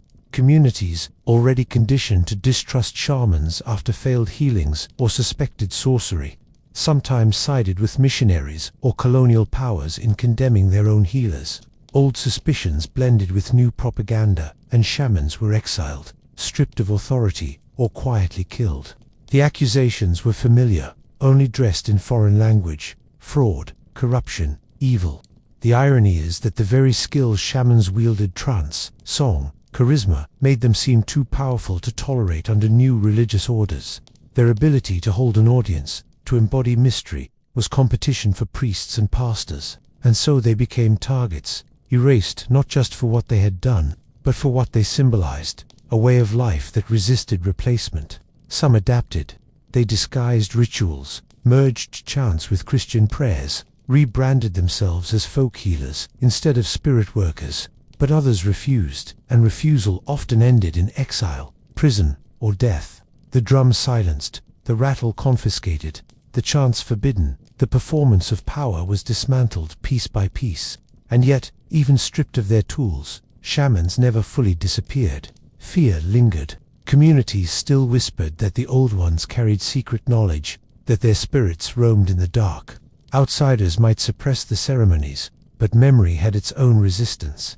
And memory, for shamans, was always double-edged. It kept them alive, but also trapped them as figures of suspicion, even after death. Because death didn't erase fear. If anything, it sharpened it. The corpse of a shaman wasn't treated like the corpse of an ordinary person. It was wrapped in rituals of containment, guarded, sometimes even destroyed, not to honor, but to prevent return. Which leads into the final truth. Shamans weren't just feared in life, they were feared even more in death. Death didn't free shamans from suspicion, it magnified it. Ordinary villagers might die and be mourned as fathers, mothers, hunters, or gatherers. A shaman's death was treated as a crisis, a dangerous transition where power slipped from the body into the unpredictable realm of the unseen. Communities feared that if it wasn't handled carefully, the shaman's spirit might linger, restless, vengeful, and stronger in death than it ever was in life. Among Siberian peoples, shamans' drums were often destroyed or buried with them, as if to break the link between the dead and the living. Too risky to leave such tools lying around, humming with invisible potential. In the Amazon, some groups destroyed a dead shaman's hut, erasing every trace of their presence. The logic was consistent: remove the objects, erase the pathways, block the spirit's return. But even with precautions, fear lingered. People whispered that the dead shaman's soul might wander, causing illness, stirring nightmares, or sabotaging hunts. Sometimes families were avoided, as though the power clung to bloodlines. What was once respect turned into avoidance, a kind of social quarantine for those connected to the deceased. And it wasn't only about spirits turning malicious. It was about memory itself. As long as a shaman's name was spoken, their influence seemed alive. Forgetting them became a form of protection, a way to cut ties. This is why so many shamans, despite their central role in life, vanished into anonymity after death. To erase their memory was to contain their ghost. The fear was doubled. Some communities kept elaborate funerary rituals to honor and pacify the shaman's spirit, treating it as too powerful to neglect. Others went the opposite direction, expelling, even mutilating the corpse, ensuring it could never find its way back. Both strategies carried the same undertone: fear that death hadn't closed the story, only shifted it into a new, more volatile chapter. Colonial records echoed the same anxiety. Missionaries noted that shamans were sometimes buried outside ordinary cemeteries, their bodies treated as too dangerous for sacred ground. Drums burned, bones scattered, names silenced. To the outsider, it looked like superstition. To the community, it was survival. Because if the shaman's spirit returned angry, no one could stand against it. The irony is sharp. Shamans spent their lives accused of wielding hidden, dangerous power, and in death, those accusations didn't dissolve. They calcified. The community that once turned to them for healing now feared their memory, their shadow, their ghost. In life, shamans risked exile or death when suspicion grew too heavy. In death, they risked being erased completely, denied legacy, reduced to silence. And so the cycle ended the way it began, with ambivalence, revered and feared, loved and suspected, needed and distrusted. Shamans lived on the edge of their community's imagination, and even in the grave, that edge never dulled. Spiritual leaders sat on a fragile pedestal built from promises they could never fully keep. Every chant, every sacrifice, every whispered word was measured against the stubborn reality of the world. If the rains didn't come, if the child didn't recover, if the crops withered anyway, the crowd's reverence could evaporate overnight. The performance mattered as much as the result. When rituals worked, credit went to the gods, the spirits, or the ancestors. The leader was simply the fortunate mouthpiece. But when rituals failed, the blame didn't float upward. It landed squarely on the shoulders of the one who had promised connection to the unseen. Failure wasn't neutral. It was dangerous. Anthropologists noted this across continents. In Pacific Island societies, priests responsible for weather ceremonies could be deposed when cyclones struck despite their offerings. In the Andes, if harvest rituals failed to prevent famine, accusations of negligence or corruption followed. And among the Navajo, medicine men who couldn't restore harmony after elaborate ceremonies were quietly dropped by their patient's reputation, dissolving in silence. A slow-motion exile. Failure carried weight because the stakes were so high. For farming communities, rain rituals weren't symbolic. They were survival. For herding groups, blessings over animals weren't quaint performances. They determined whether herds thrived or collapsed. A misstep in chant, a poorly timed sacrifice, and the entire year's food supply seemed to hang in the balance. Public ceremonies made this pressure even harsher. A leader fumbling a gesture or stuttering over a sacred phrase might as well have announced that the gods had turned away. In some Polynesian contexts, even the smallest mistake during ritual was treated as a cosmic insult, capable of nullifying the ceremony entirely. The leader's authority could unravel not in months but in seconds, the time it took for a single syllable to sound wrong. The community never saw the ritual as a gamble against chance. They saw it as a test of competence. If the world didn't respond, it wasn't the spirits who had failed. It was the leader. Authority lived in the illusion of control, and once that illusion cracked, it didn't matter how many past successes stood behind it. Yesterday's miracle worker became today's fraud. And the transition from honor to suspicion was swift. One failed harvest and whispers began. Perhaps the priest had grown lazy, forgotten the old songs, or worse, chosen to withhold power. Leaders who once stood at the center of communal life could find themselves abruptly sidelined, offerings withheld, voices ignored. Authority was conditional, and the conditions shifted with every storm, every illness, every roll of the natural dice. which is why leaders lived in constant dread of rivals waiting in the wings. Because when a ritual stumbled, when the gods stayed silent, someone else always stepped forward with a different song, a different vision, a louder claim, and nothing eroded authority faster than being outperformed in the reading of omens. Authority was never just about results. It was about performance, precision, the ability to embody certainty when everyone else trembled with doubt. And ceremonies, with their layers of choreography, were merciless stages. One slip, a chant sung off-key, a gesture made too soon, a ritual object dropped at the wrong moment, could fracture authority in front of an entire community. In Polynesia, rituals were treated as delicate contracts with the gods. If a priest mispronounced a sacred name or fumbled a sequence, the entire ceremony was believed to collapse. Imagine chanting for rain under a blazing sun, only to stutter in the critical line, villagers watching as if the sky itself had just heard the mistake. When the clouds refused to gather, no one blamed the weather. They blamed the trembling voice that had broken the script. It wasn't just about technical errors. Even the body of the leader was under constant surveillance.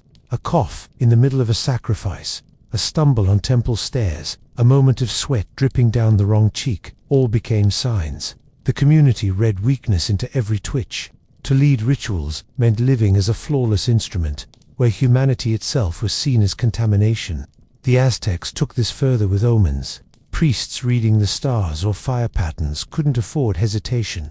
A pause too long, a nervous look, and rivals could seize the moment, declaring that the gods had spoken more clearly to them. The authority of a lifetime could vanish in the blink of a poorly timed silence. And because ceremonies were public, failure spread like gossip on fire. Elders whispered first, then neighbors, then even children repeated the story. He forgot the words. He dropped the offering. Memory exaggerated the stumble until it became a legend of incompetence. Leaders who once carried the weight of cosmic order could find themselves remembered only for a clumsy hand. The irony was sharp. Communities demanded perfection, yet ceremonies were long, exhausting, and complex. The chance of error was always high. And the more elaborate the ritual, the higher the risk of misstep. 1,000 details stood between a leader and disgrace, and every detail was watched by eyes eager to catch the faintest crack. When missteps happened, rivals sharpened their knives. Another priest, another shaman, another dream interpreter was always ready to claim, the gods rejected him. They listened to me now. Authority wasn't stolen with force. It slipped through small mistakes, handed over in the pause of a stuttered chant.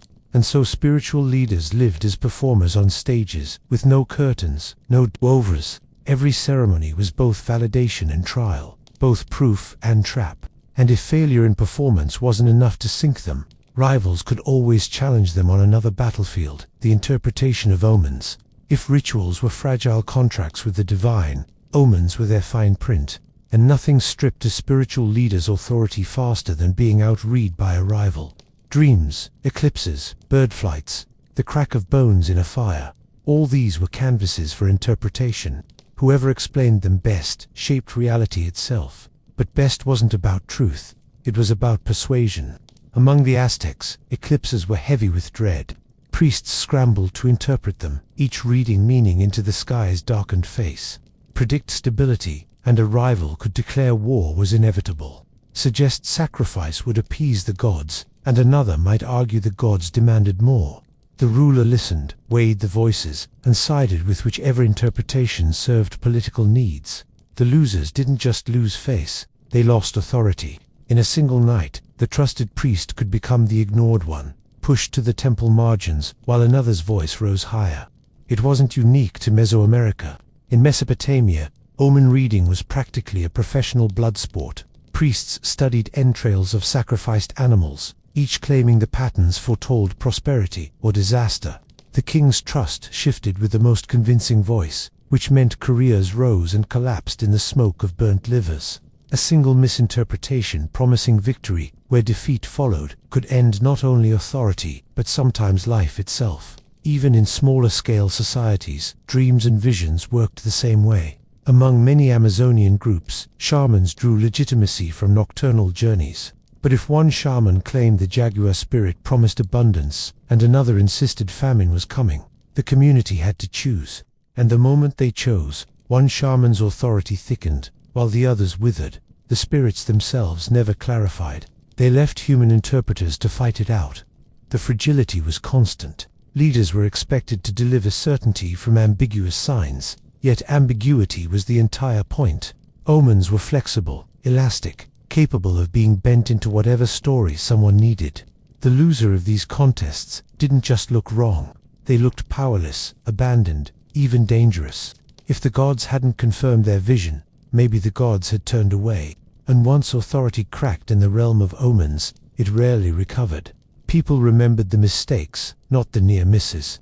A dream wrongly explained, a star misread, a storm mispredicted, all became proof that the leader no longer held the god's ear. Authority could unravel overnight, not from failure in ritual, but from being outmaneuvered in interpretation. The irony, of course, was that rivals often thrived on the same ambiguity.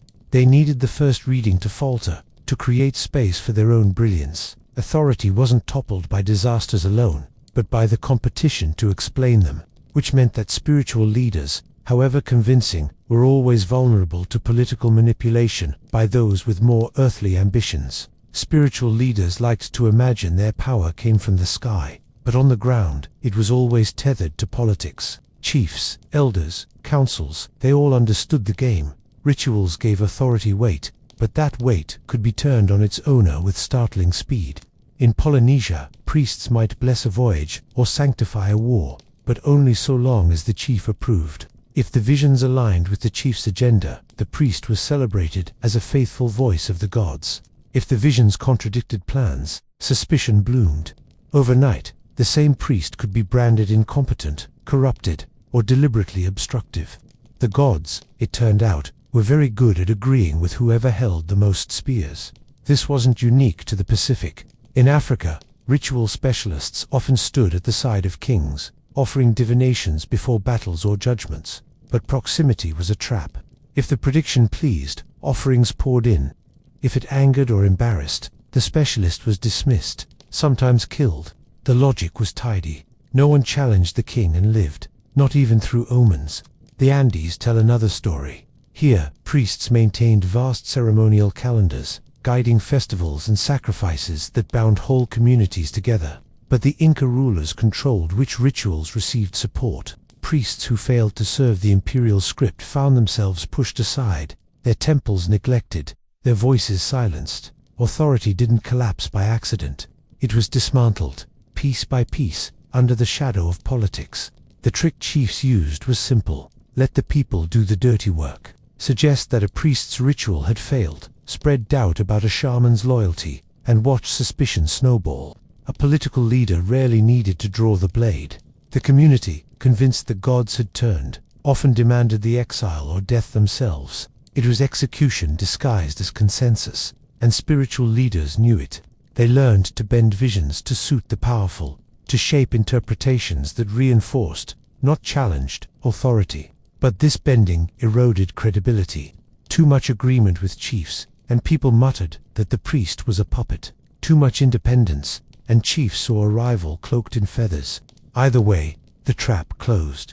Authority in these contexts wasn't some mystical essence. It was conditional privilege, loaned out by those who held political power and revoked when it suited them. A single council decision, a single chief's displeasure, could unravel a lifetime of ritual authority. And once authority cracked under political pressure, accusations followed swiftly. The easiest way to explain a leader's fall was to brand them not merely mistaken, but malicious, shifting them from servant of spirits to dangerous sorcerer, which meant the next step down from political manipulation was often outright accusations of using power to harm instead of protect. Every healer walked with a shadow. If someone could cure sickness, they could just as easily cause it. That was the logic whispered in villages across the world, and it meant spiritual leaders always balanced between reverence and suspicion. One day you were the protector, the next you were the predator in disguise. In Amazonian forests, shamans accused each other of sending invisible darts of illness, spirit projectiles launched through dreams or trances. A healer might dramatically extract a black stone or wriggling insect from a patient's body and then name the rival who supposedly placed it there. Healing, in this sense, was also prosecution, and being named meant danger, exile, retaliation, or death. The Azandi of Central Africa approached the same dynamic through witchcraft. Misfortune was never random.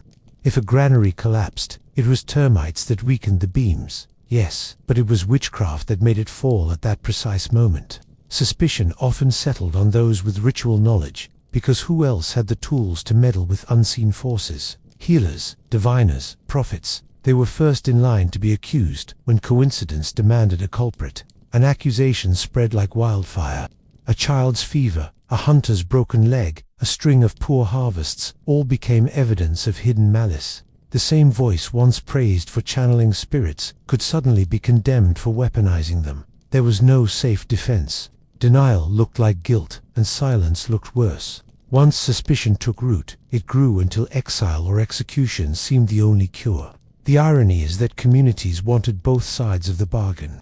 They wanted a figure powerful enough to heal, to guide, to wrestle with spirits. But that same power, by definition, was terrifying. If you could summon help, you could summon harm. If you could bless, you could curse. A tool sharp enough to save a life was sharp enough to cut it short. Trust was always provisional. Accusations also served politics. Rivals used them to eliminate competition. Chiefs used them to silence inconvenient voices. Families whispered them to explain tragedies that otherwise had no answer. The shaman or priest became the most plausible villain because they had been painted as the most extraordinary figure. In small societies, extraordinary was always dubbed in, and so authority could collapse overnight. Not from failed rituals, not from misread omens, but from a single accusation repeated often enough. One moment you were honored with gifts, the next you were chased into the forest, stripped of your tools, or beaten until your spirit allies supposedly fled. But sometimes suspicion didn't even need illness or misfortune to spark it. It could begin with something simpler, more material, offerings, livestock, food. Because once spiritual leaders were accused of hoarding wealth, the fall was even faster. Spiritual authority didn't just rest on chance and visions, it also ran on a steady current of offerings. Food, tobacco, cloth, livestock. These weren't tips, they were lifelines. Communities gave because they believed ceremonies fed the spirits, and feeding the spirits fed the world. But if the offerings started piling too high in one person's house, respect curdled into resentment. The problem was balance. A chief could flaunt cattle and wives without scandal. Wealth was proof of political power. A healer or priest, however, was supposed to embody service, not indulgence. If the healer's granary looked fuller than the villagers, if their family wore finer clothes, whispers began. Perhaps the offerings were never reaching the spirits at all. Perhaps the sacred pipe smoke drifted no further than the healer's own lungs. In West Africa, ritual leaders who failed to redistribute gifts quickly lost trust. The very animals sacrificed in ceremonies were expected to cycle back into feasts, feeding the people as much as the gods. A leader who quietly slaughtered them for private use was accused not only of greed but of spiritual fraud. Among the Maasai, cattle given in ritual contexts carried social obligations. Hoarding them damaged more than reputation. It threatened the delicate economy of reciprocity. The Andes offer another example. Priests of local shrines collected maize, coca, and textiles, but their legitimacy rested on visible generosity. If too much stayed hidden, if temples looked like vaults rather than sacred storehouses, rulers or villagers turned against them.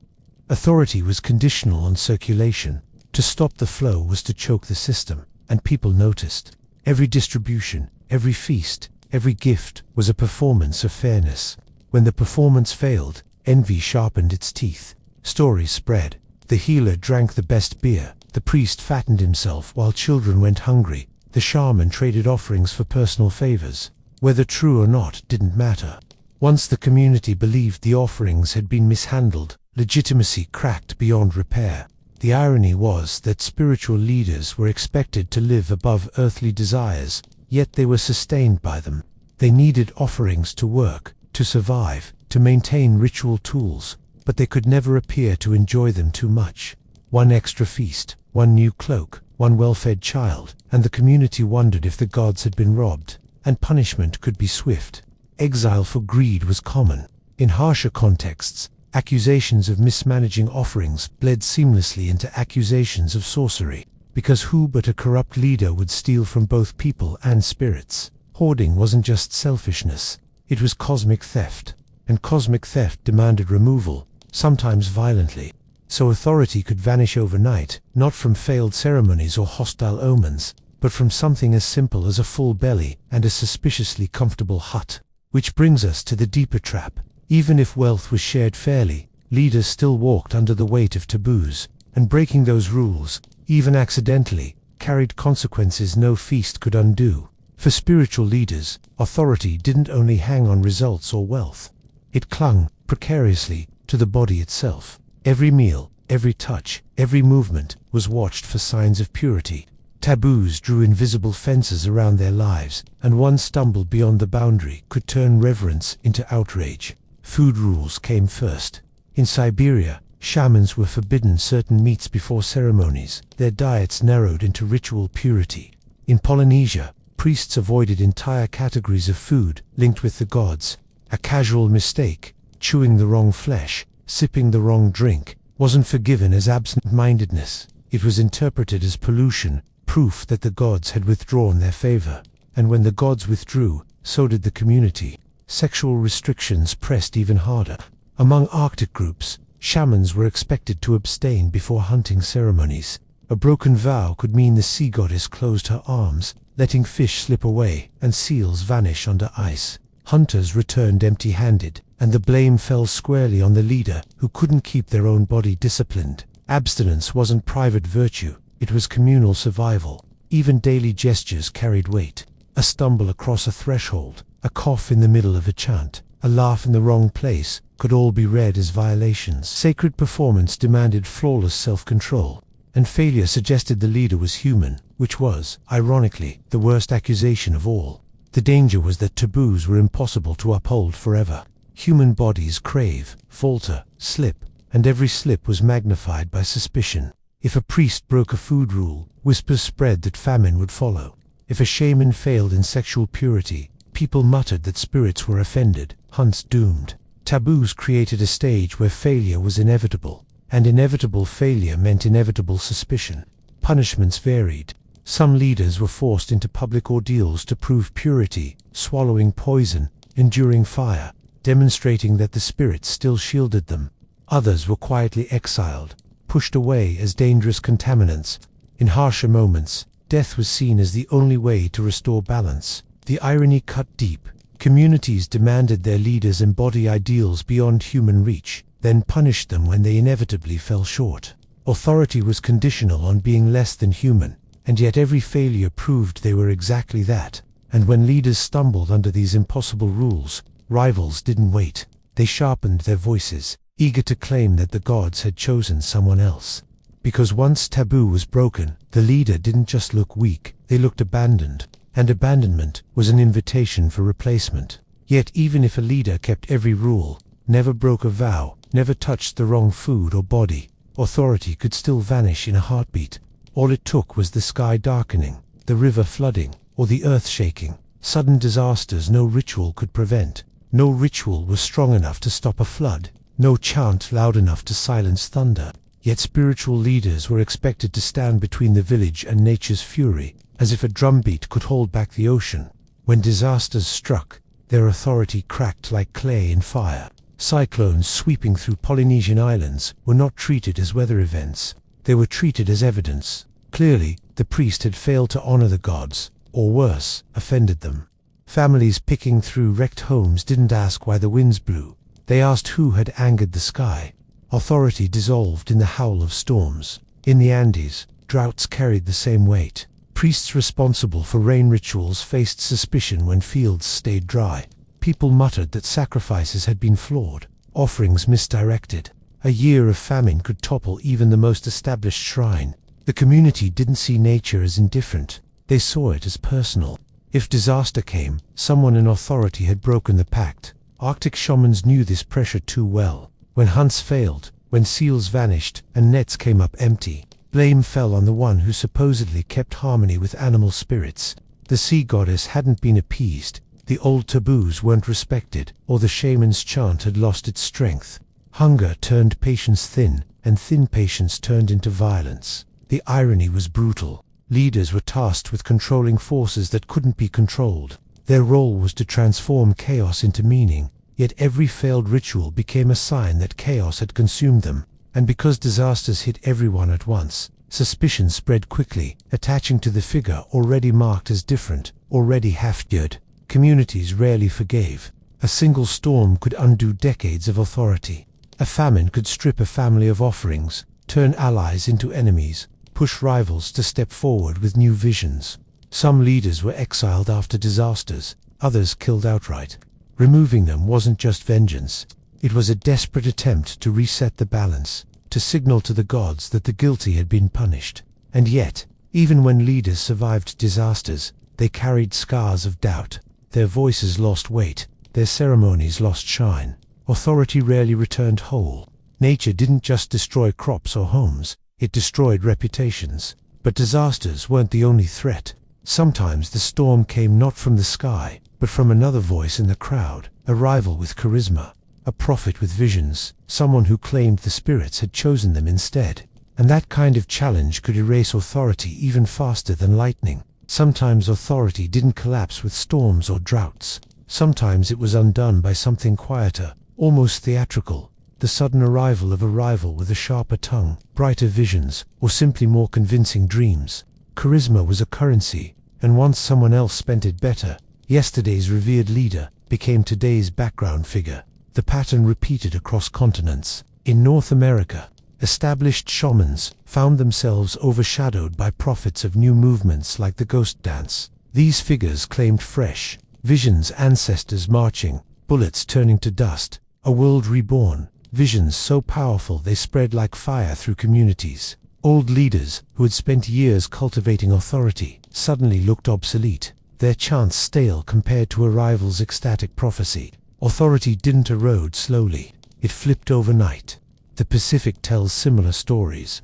On certain islands, prophets rose during times of upheaval, blending old ritual with new revelations. Chiefs and priests who once monopolized sacred communication suddenly found themselves sidelined. A single convincing trance, a dramatic vision performed before the crowd, could shift allegiance in an instant. The old order still stood, but nobody was listening anymore. Even in smaller societies, the threat was constant. Amazonian shamans who faltered during healing ceremonies risked being outshone by rivals claiming fresher spirit allies. Trance was theater, and the more dramatic the performance, the stronger the pull of belief. If one healer claimed to bargain with a jaguar spirit, and another claimed to command entire armies of spirit darts, guess who the community followed? Authority went to the one with the bigger spectacle. The fragility here wasn't just competition, it was faith's hunger for novelty. Communities rarely wanted the same old answers. They craved new omens, new songs, new signs of divine favor. A rival who delivered that sense of renewal, no matter how reckless or untested, could sweep away decades of earned legitimacy. And once the shift began, it snowballed. Offerings moved to the rival. Families asked for their cures instead. Chiefs listened more closely to their voice. The old leader, once indispensable, was now a relic. Suspicion followed quickly. Perhaps the spirits had abandoned them. Perhaps their silence meant hidden guilt. Authority didn't simply drift. It inverted, turning reverence into avoidance. The irony is that charisma, unlike ritual precision, couldn't be taught or inherited. It appeared suddenly, sometimes in youth, sometimes in crisis, and its unpredictability made it lethal to established authority. You could survive storms, famines, even accusations of greed, but one rival with a louder vision could erase you without drawing a blade. And yet, even the most charismatic rivals were not invincible, because no matter how dazzling the prophecy, every leader lived under the shadow of larger powers, colonial officials, missionaries, empires, who could strip away authority with laws, prisons, or guns. Which is why the final and most abrupt collapse often came from outside: religious conversion and the pressure of foreign rule.